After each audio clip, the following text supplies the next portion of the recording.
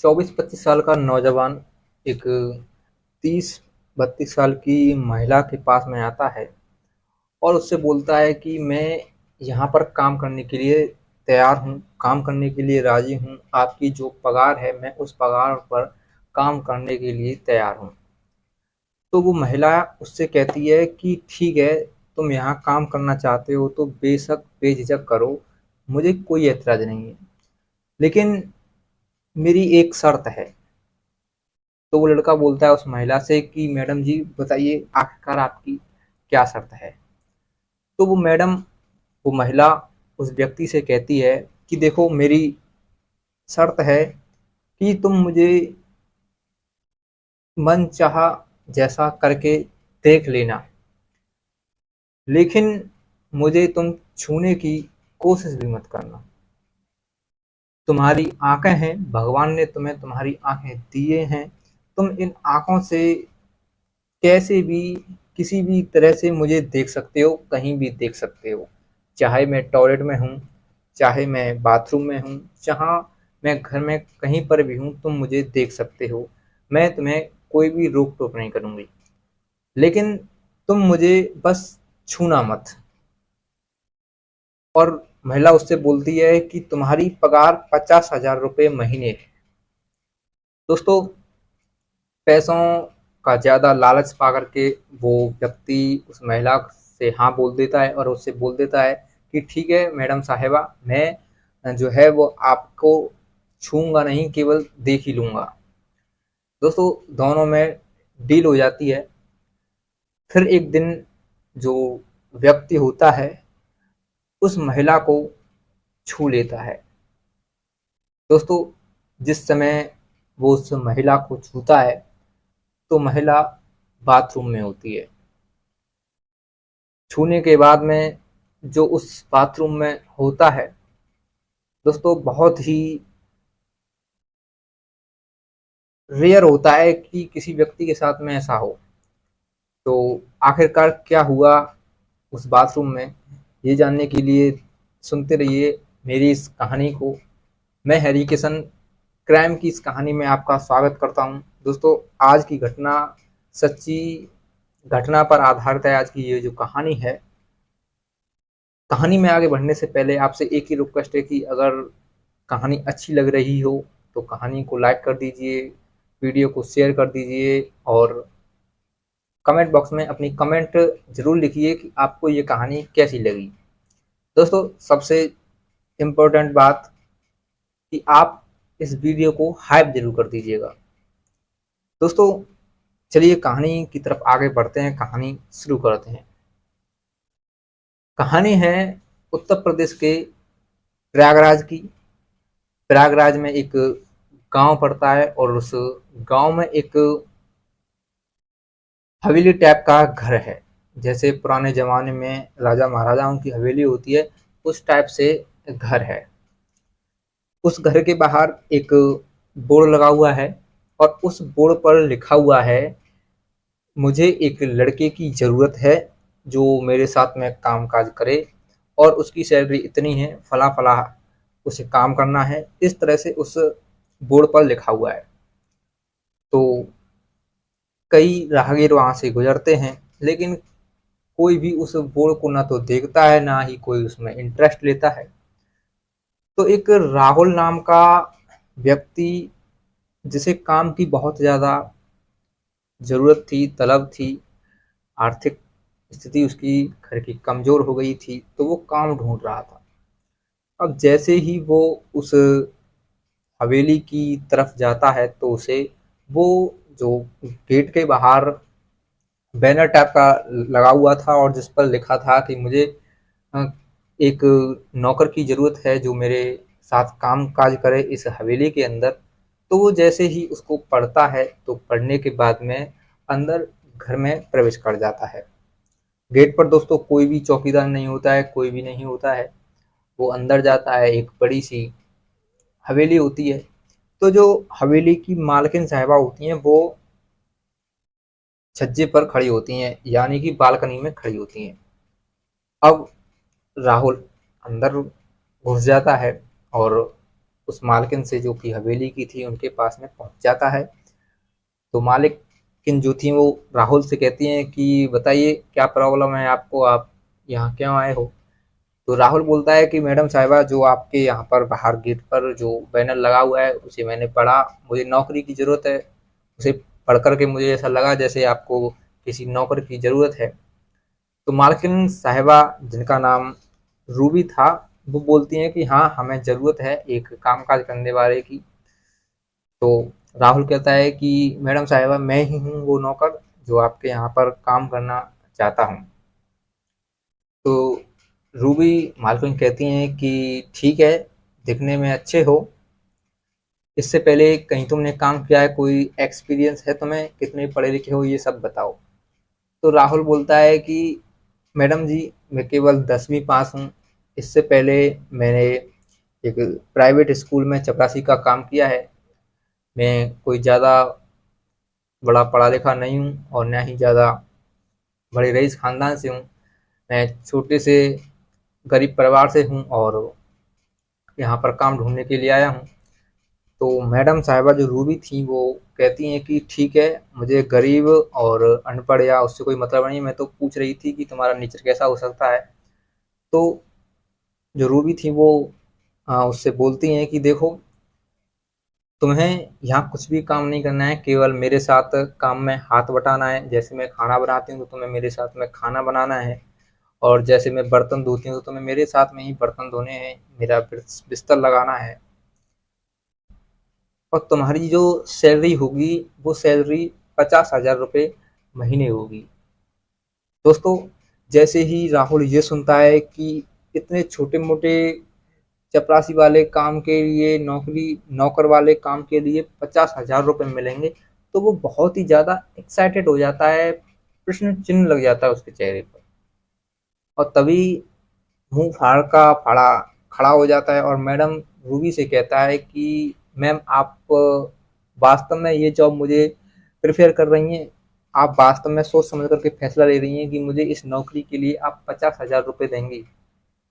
तो रूबी बोलती है कि मैं जो कोई भी फैसला लेती हूँ वो सोच समझ करके लेती हूँ, और ये फैसला भी मैंने सोच समझ करके लिया है। तुम बताओ, तुम्हें ये जॉब करनी है या नहीं करनी है। तो राहुल बोलता है कि जी जी जी मैडम जी, मैं ये जॉब करूँगा, आपके यहाँ नौकरी करूँगा, आप जो भी काम करने के लिए कहेंगी मैं उसे करूँगा, ऐसा बोल देता है राहुल। तो मैडम साहिबा उससे कहती हैं कि तुम काम तो करोगे ठीक है, लेकिन मेरी एक शर्त है। राहुल मैडम साहिबा से बोलता है, पूछता है कि कैसी शर्त है। तो मैडम साहिबा बोलती हैं उससे कि देखो, शर्त मेरी ऐसी है, तुम नौजवान हो, मैं भी नौजवान हूँ, तुम मुझे इस घर में दूर से मर्जी चाहे देख लेना, तुम्हारा मन है, तुम्हारी आंखें हैं, तुम कैसे भी देख लेना, मैं इस घर में अकेली रहती हूँ, लेकिन तुम मुझे छूने की कोशिश मत करना। अगर तुमने मुझे छुआ तो उसके बाद में पता नहीं है कि मैं तुम्हारे साथ में क्या करूँगी। राहुल 50,000 रुपये के लालच में आकर के मैडम साहिबा से बोल देता है कि ठीक है मैडम जी, आप जैसा कहोगी मैं वैसा ही करूँगा। तो फिर इसके बाद में राहुल उसी वक्त से, उसी समय से काम पर लग जाता है।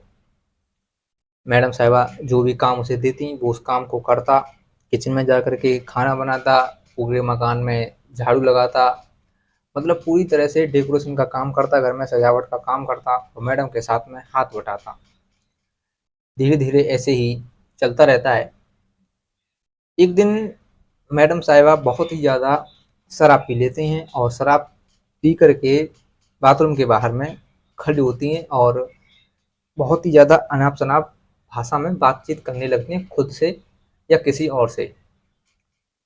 तो वो तुरंत राहुल को आवाज़ देती हैं। राहुल उनके पास में दौड़ा दौड़ा चला जाया करता है और मैडम साहिबा राहुल से बोलते हैं कि देखो राहुल, मैं पिछले 60 सालों से यहाँ पर रह रही हूँ और 60 सालों में मैंने एक भी आदमी तुम जैसा नहीं देखा, जो यहाँ आया हो काम करने के लिए, काम देखने के लिए। दोस्तों, जैसे ही मालकिन साहिबा के मुंह से ये सुनता है कि 60 साल से रह रही हूँ, तो वो बहुत ही ज़्यादा घबरा जाता है, क्योंकि महिला की उम्र 30-32 साल थी और वो अपने आप को 60 साल से वहाँ रहने का दावा कर रही थी। लेकिन राहुल को ऐसा लगा कि मैडम ने शराब पी ली है, तो शराब के नशे में बक-बक कर रही हैं, तो वो इस पर ध्यान नहीं देता है। फिर मैडम साहिबा अपने पुराने दिनों को राहुल को बताती हैं कि उनके साथ में कैसे-कैसे हुआ, क्या-क्या हुआ, क्या-क्या घटनाएँ हुईं। उन सब घटनाओं को राहुल बड़े ही शौक से और बड़े ही गंभीरता के साथ में सुनता है। तो जब वो कहानी अपनी सुनाती हैं वो मैडम साहिबा, तो उस कहानी में वो मर जाती हैं। अब कहानी थी और एक दारूबाज लड़की सुना रही थी, तो राहुल उसे सुन रहा था। लेकिन जैसे ही जो महिला अपने आप की कहानी बता रही थी, जैसे ही वो उस कहानी में मरती है, तो राहुल झटाक से मैडम साहबा का हाथ थाम लेता है।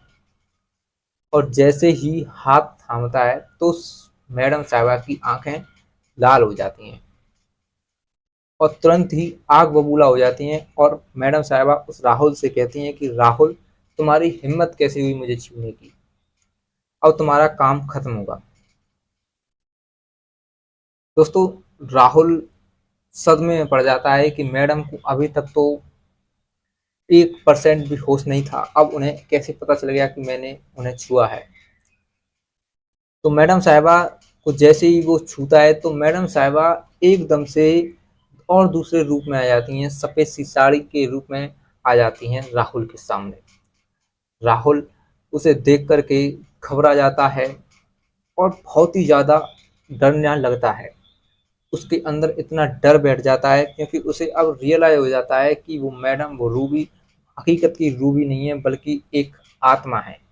और उसे अब वो पूरी कहानी सच मानने लगता है, उसे सच लगती है जो थोड़ी देर पहले रूबी सुना रही थी। अब राहुल को लगता है कि वास्तव में जो रूबी मैडम कहानी सुना रही थी वो अपनी सुना रही थी, और वो लड़की कोई जो मरी थी वो कोई और नहीं थी बल्कि रूबी थी, और जो उसने पहले बोला था कि 60 साल से मैं इस घर में रह रही हूँ। राहुल बहुत ही ज़्यादा डरने लगता है, उसके होठ सूख जाते हैं, उसे विश्वास ही नहीं होता है कि वो किस कमरे में पहुंच गया है। दोस्तों, जैसे ही वो रूबी अपने असली रंग रूप में आती है, तो पूरे कमरे में अंधेरा छा जाता है। राहुल डरने लगता है। तभी एक बहुत भयंकर भारी आवाज में एक आवाज आती है कि राहुल, तुम्हारा अब काम खत्म हुआ। तुमने जो मुझसे सौदा किया था, तुम उस सौदे के अनुरूप नहीं चल पाए, अब तुम्हें तुम्हारी बलि देनी पड़ेगी। राहुल और ज़्यादा घबरा जाता है और ज़्यादा डरने लगता है। वो उस आत्मा के, जो कि बंधी हुई थी, उसके पैरों में गिर जाता है और उससे माफ़ी मांगने लगता है। उससे कहता है कि मैडम साहिबा, मुझे माफ़ कर दो, मुझसे बहुत बड़ी गलती हो गई है। तो मैडम रूबी उससे बोलती हैं कि मैं अब कुछ नहीं कर सकती हूँ। तुमने मुझसे कहा था, मुझसे वादा किया था कि तुम इस घर में काम करोगे, लेकिन मुझे छुओगे नहीं, मुझे दूर से देखोगे। लेकिन तुमने अपने इस पुल को तोड़ दिया है, तुमने उल्लंघन किया है और तुम्हें इसकी सज़ा भुगतनी पड़ेगी।